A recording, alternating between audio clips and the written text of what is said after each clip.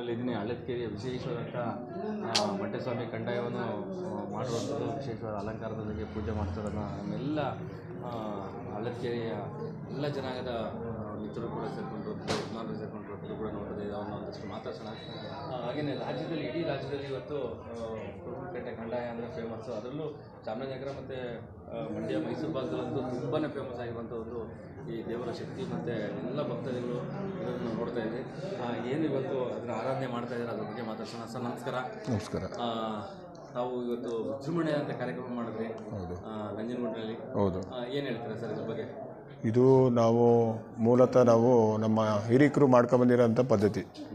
ಈ ಭಾಗದಲ್ಲಿ ನಮಗೆ ಸಿದ್ದಪ್ಪಾಜಿ ಮಲೆ ಮಹದೇಶ್ವರ ಅಂತಂದರೆ ನಾವು ಪ್ರತಿ ಮನೆಯಲ್ಲೂ ಅದನ್ನು ಪೂಜೆ ಮಾಡ್ತಾ ಇರ್ತೀವಿ. ನಾವು ಪೂಜೆ ಮಾಡ್ತಾ ಏನು ಮಾಡ್ತೀವಿ, ಪೂಜೆ ಮಾಡ್ತಾ ಇರ್ತೀವಿ. ನಮ್ಮ ಪ್ರತಿ ಮನೆಯಲ್ಲೂ ಆ ದೇವರು ಅಂದರೆ ನಮಗೆ ತುಂಬ ಪ್ರೀತಿ. ನಮ್ಮ ಪ್ರೀತಿಗೂ ಪಾತ್ರರಿಗೆ ನಮ್ಮ ಕಷ್ಟ ಸುಖಗಳನ್ನ ಪರಿಹಾರ ಮಾಡೋದ್ರಲ್ಲಿ ನಮ್ಮ ಸಿದ್ದಪ್ಪಾಜಿ, ಮಂಟೇಸ್ವಾಮಿ, ಚೆನ್ನಜಮ್ಮ ಆ ತಾಯಿನ ನಾವು ಪೂಜೆ ಮಾಡ್ತೀವಿ. ಹಾಗೆ ಮಲೆ ಮಹದೇಶ್ವರವ್ರನ್ನೂ ಹಾಗೆ ಪೂಜೆ ಮಾಡ್ತೀವಿ. ಇದು ನಮ್ಮ ಹಿರಿಕರು ಮೊದಲು ಈ ಗ್ರಾಮದಲ್ಲಿ ಬರೀ ಚಿಕ್ಕಮ್ಮ ಚಿಕ್ಕದೇವಿ ಹಬ್ಬ ಅಂತ ಮಾಡ್ಕೊಂಬರ್ತಾಯಿದ್ರು. ಆವಾಗ ನಾಯಕ ಜನಾಂಗದವರು ಬರೀ ಮಾಡ್ತಾಯಿದ್ರು. ನಮ್ಮ ಉಪ್ಪಾರ ಜನಾಂಗದವರು ಅವರೆಲ್ಲ ಹಬ್ಬ ಮಾಡ್ತಾರೆ. ಆಗ ನಾವು ಕಡು ಬಡವರು. ಉಪ್ಪಾರು ಅಂದರೆ ನಾವೆಲ್ಲ ಆಗಿನ ಕಾಲದಿಂದನೂ ಕಡು ಬಡತನದಲ್ಲೇ ಬೆಳೆದವರು, ಶ್ರಮಜೀವಿಗಳು.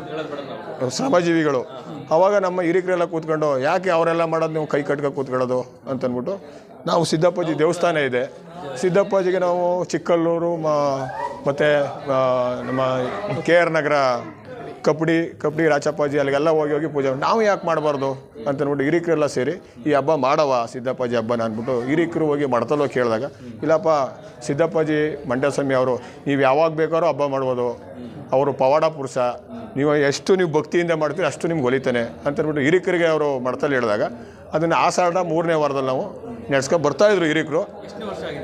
ಸುಮಾರು ತಿಳಿದ ಮಟ್ಟಿಗೆ ನನಗೆ 46 ವರ್ಷ ನನಗೆ.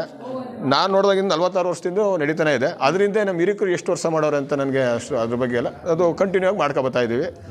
ಆದ್ದರಿಂದ ಹಿರಿಕರು ನಾವು ಏನು ಮಾರ್ಗದರ್ಶನ ಕೊಟ್ಟಿದ್ರು, ಮಂಟೇಸ್ವಾಮಿನ ನೆಂಬಿ ನಿಮಗೆಲ್ಲ ಒಳ್ಳೇದಾಯ್ತು ಅಂತ ಅದೇ ರೀತಿ ಮಾಡಿದ್ವಿ. ಅದೇ ರೀತಿ ಮಂಟೇಸ್ವಾಮಿ ಸಿದ್ದಪ್ಪಾಜಿ ನಮ್ಗೆ ಒಳ್ಳೇದು ಮಾಡೋರೆ ಮತ್ತು ಮಠದಿಂದ ನಮಗೆ ತುಂಬ ಸಪೋರ್ಟಿವ್ ಆಗಿ ಇದು ಮಾಡೋರೆ. ನಾವು ಯಾವಾಗ ಕಂದಾಯ ಬುಕ್ ಮಾಡೋಕೆ ಬುದ್ಧಿ ಮಾಡಿಕೊಡ್ಬೇಕು ಅಂತಂದಾಗ ಪ್ರೀತಿ ವಿಶ್ವಾಸದಿಂದ ನಮ್ಮ ಬೀದಿಲಿ ಬಂದು ಎಲ್ಲ ಮನೆಯವರು ಇಷ್ಟಪಡಬೇಕು ಆ ಥರ ಪೂಜೆ ಮಾಡಿವರು. ಎಲ್ಲ ಭಕ್ತಾದಿಗಳಿಗೂ ಒಂದು ಆಶೀರ್ವಾದ ಮಾಡಿ ನಮಗೆ ಸಂತೋಷವಾಗಿ ಮೆರವಣಿಗೆ ಮಾಡಿಸಿ ನಮಗೆ ಹೆಲ್ಪ್ ಮಾಡೋರೆ. ಆದರೆ ಇದು ನಂಜನಗೂಡು ಟೌನಲ್ಲಿ ಟೋಟಲ್ 31 ವಾರ್ಡ್ ಬರುತ್ತೆ. ಇದು 1ನೇ ವಾರ್ಡು ಹಳ್ಳದಕೆರೆ.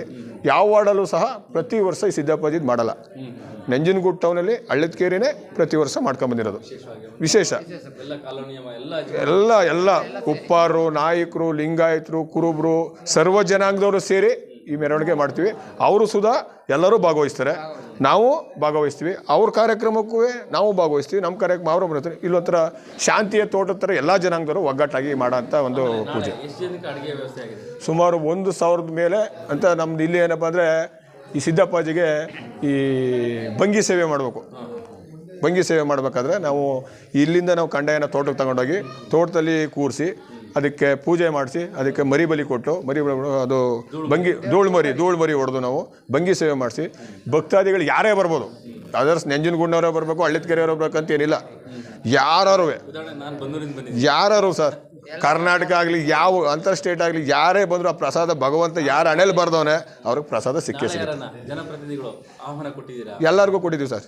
ಸ್ಥಳೀಯ ಶಾಸಕರು ಕೊಟ್ಟಿದ್ದೀವಿ, ಲೋಕಸಭಾ ಸದಸ್ಯರು ಕೊಟ್ಟಿದ್ದೀವಿ, ಮತ್ತು ಲೀಡರ್ಸ್ಗಳಿಗೆ ಸುನೀಲ್ ಬೋಸ್ ಅವರು ಕೊಟ್ಟಿದ್ದೀವಿ, ದರ್ಶನ್ ಧ್ರುವನಾರಾಯಣ ಕೊಟ್ಟಿದ್ದೀವಿ, ಕಳೆಲಕ್ಕೆ ಶಿವಮೂರ್ತಿಗೆ ಹೇಳಿದ್ದೀವಿ, ಎಲ್ಲ ಬನ್ನಿ ಅಂತ. ಮತ್ತು ಪೊಲೀಸ್ ಇಲಾಖೆಗೆ ಹೇಳಿದ್ದೀವಿ, ಪತ್ರಿಕೆಯವರಿಗೂ ಹೇಳಿದ್ದೀವಿ. ಎಲ್ಲರೂ ಒಗ್ಗೂಡ್ಸ್ಕೊಂಡು ಮಾಡೋಂಥ ಕಾರ್ಯಕ್ರಮ. ಹಿಂದೂ ಧರ್ಮದ ಕಾರ್ಯಕ್ರಮದ ಏನೋ ಒಂದು ಪ್ರತಿರೂಪ ಅಂತೀವಿ, ಅದು ಇಲ್ಲಿ ಕಾಣ್ಬೋದು ನಾವು. ಹಾಗೇನೆ ಒಂದು ವಿಚಾರ ನಾನು ಮತ್ತೆ ಮಾತಾಡ್ತಾನೆ ಇರ್ತೀನಿ. ಉಪ್ಪಾರ ಜನಾಂಗ ಇಡೀ ರಾಜ್ಯದಲ್ಲಿ ಮತ್ತೊಬ್ಬ ಹೇಳ್ತೀನಿ, ತಮ್ಮ ಪಾತ್ರ ತುಂಬಾನೇ ನಿರ್ಣಾಯಕ. ಹೌದು ಸರ್, ಈ ರಾಜ್ಯದಲ್ಲಿ. ಹೌದು ಸರ್. ಅಷ್ಟು ತಾವಂದ್ರೆ ಒಂದು ಮಾತು, ನಾವು ಬಡವರು ಅಂತ ಯಾವುದೇ ಕಾರಣಕ್ಕೂ ಅಲ್ಲ. ಅತಿ ಹೆಚ್ಚು ಶ್ರೀಮಂತಿಕೆಯಲ್ಲಿ, ಜನಸಂಖ್ಯೆ ಶ್ರೀಮಂತಿಕೆಯಲ್ಲಿ ನೀವೇ ಇರೋದು. ಅದರಲ್ಲಿ ಏನಿಲ್ಲ ಸರ್, ಜನಸಂಖ್ಯೆಯಲ್ಲಿ ಮಾತ್ರ ನಾವು ನಂಬರ್ 1 ಮಾಧ್ಯಮದಲ್ಲಿ ಗೊತ್ತಿದೆ.